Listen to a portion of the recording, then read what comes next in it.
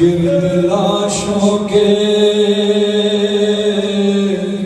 اکیلا ہے حسین بن علی. ارے گھیر لو مارو اسے شور ہے لشکر نہیں. دیکھو دیکھو تنہا بھی ہے پیاسا بھی ہے تاری ہے نشین. ہائے سرتی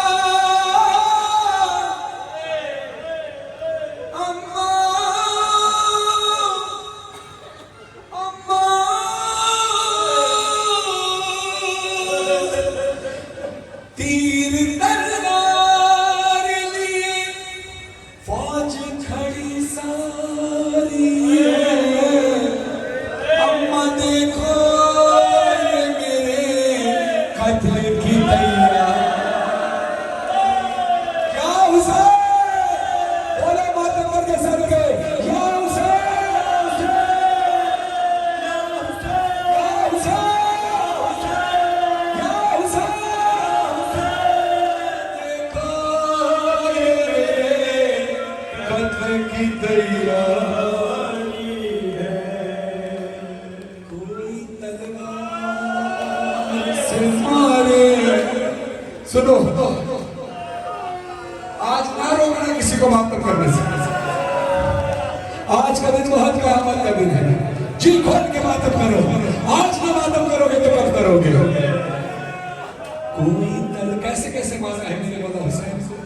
کوئی تلوار سے مارے کوئی مارے خنجر. بھالا مارا ہے کسی نے تو کسی نے پتھر.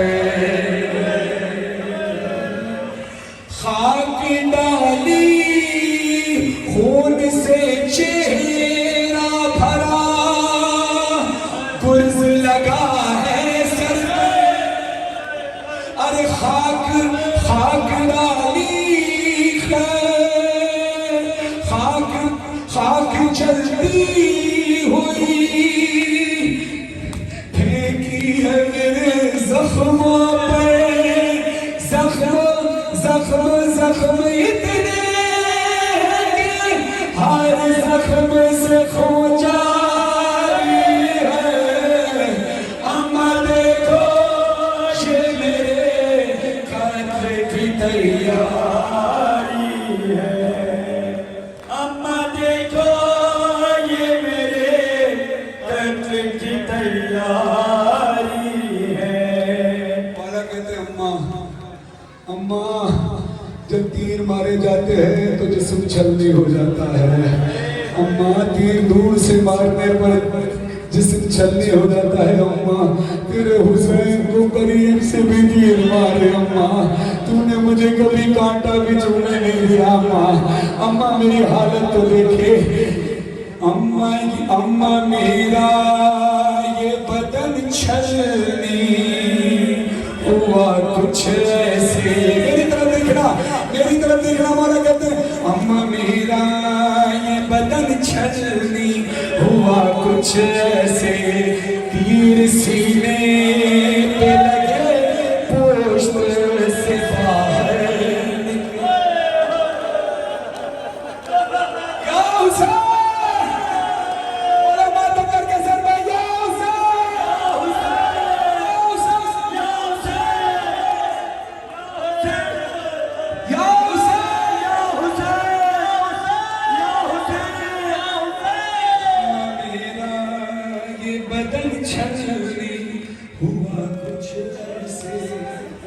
تیر سینے پہ لگے پوشت سے باہر نکلے.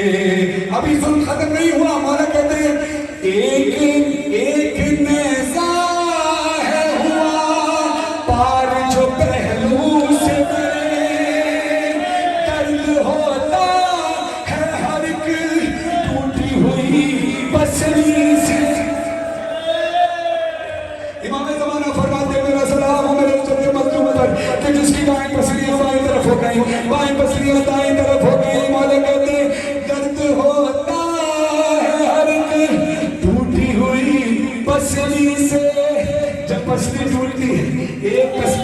जाए, बीबी की भी सारी पसलियां टूटी थी, किसी की एक पसली टूट जाए तो हर सांस में तकलीफ होती है।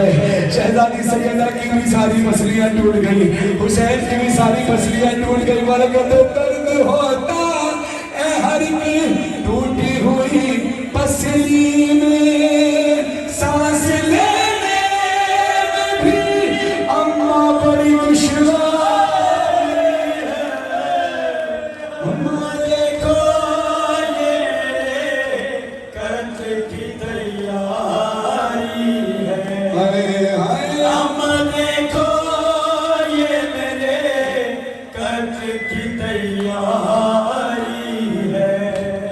आप करबला जाएं, करबला में रोज़ा हुसैन के अहाते में, रोज़ा हुसैन के अहाते में है कत्लगाह हुसैन।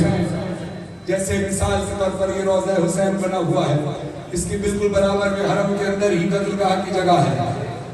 और मकाम इमाम ज़माना तकरीबन इतना दूर है जितना यहाँ से दरबार शाह चंचला, या इससे थोड़ा सा और आगे, इतना दूर है। ये मकाम इमाम ज़माना क्यों कहा जाता है? जब भी मेरे वक्त इमाम ज़माना अलैहिस्सलाम तशरीफ लाते हैं करबला, तो मेरे मौला इसी मकाम पर क़याम करते हैं। अब सवाल ये पैदा होता है कि इतनी दूर क़याम क्यों करते हैं? क़याम मौला के हरम के पास भी कर सकते हैं, मौला के हरम के अंदर भी कर सकते हैं, मगर रिवायतों में मिलता है कि जिस जगह मकाम इमाम ज़माना है, यही वो मकाम है जहाँ मेरा मजलूम हुसैन ज़ख्मों से चूर चूर, प्यासा हुसैन, पर्चियाँ खाया हुआ हुसैन, तीर खाया हुआ हुसैन, खंजर खाया हुआ हुसैन, खंजर खाया हुआ हुसैन जब बिल्कुल निढाल हो गया तो निढाल होकर इसी मकाम पर ज़मीन पर गिर गया और उठने की भी ताकत नहीं थी। बैठ जाए बैठ जाए बैठ जाए बैठ जाए बैठ जाए, कोई इंतजाम न करे, मसाइब है, खुदा का वास्ता आपके हाथ जोड़ा हूं, बैठ जाइए।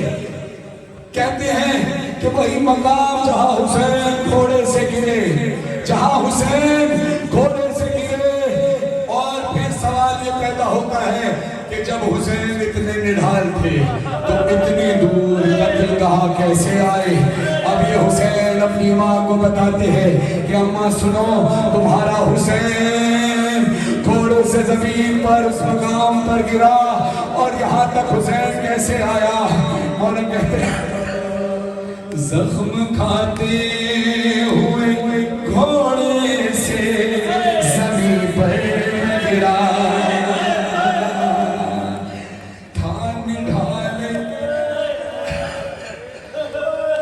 निढाले सके उठा भी नहीं जाता था निढाले सके। वो मौला बैठ गए, मौला गिर गए, मौला कहते हैं था निढाले सके उठा भी नहीं जाता था। देखा ये हाल तो फिर शिवनी संग बढ़ा, कत्लगाह तक मुझे बालों से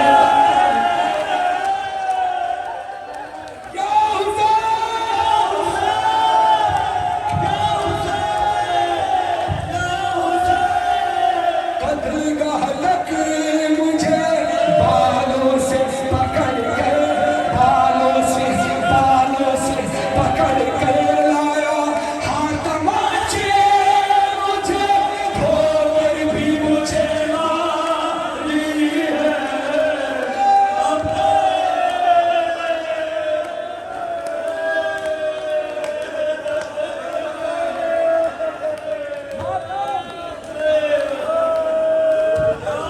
माता माता क्या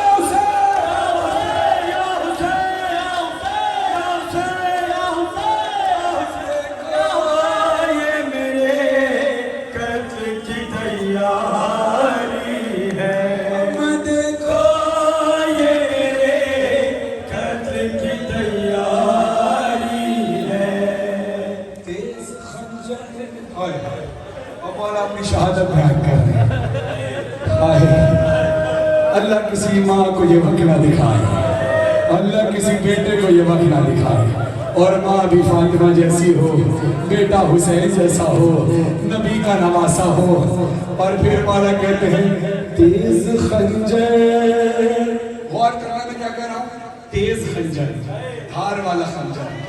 تیز خنجر جو ابھی شمر نے ہاتھوں میں لیا، مار کر زور سے پتھر پہ اسے کند کیا.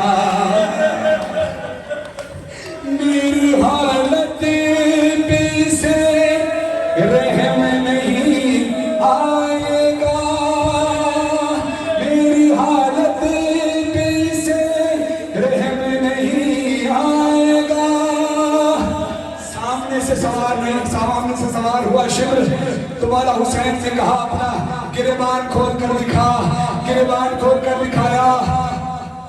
یہ روایت میں علامہ ضمیر النقوی صاحب کی پڑھی ہوئی پڑھ رہا ہوں، خدا ان کو عالمین میں جگہ عطا فرمائے. وہ کہتے ہیں کہ شمر نے اپنا گریبان کھولا تو مولا حسین نے کہا میرے نانا سچ کہتے ہیں بے شک. کہا کیا کہا آپ کے نانا نے؟ کہا میرے نانا نے کہا تھا جو تجھے قتل کرے گا اس کے سینے پر حرام جانور کا نشان بنا ہوگا. شمر غصے میں آیا، غصے میں آ کر اس نے کہا اب میں آپ کی گردن یہاں سے نہیں کاٹوں گا بلکہ پسے گردن کاٹوں گا.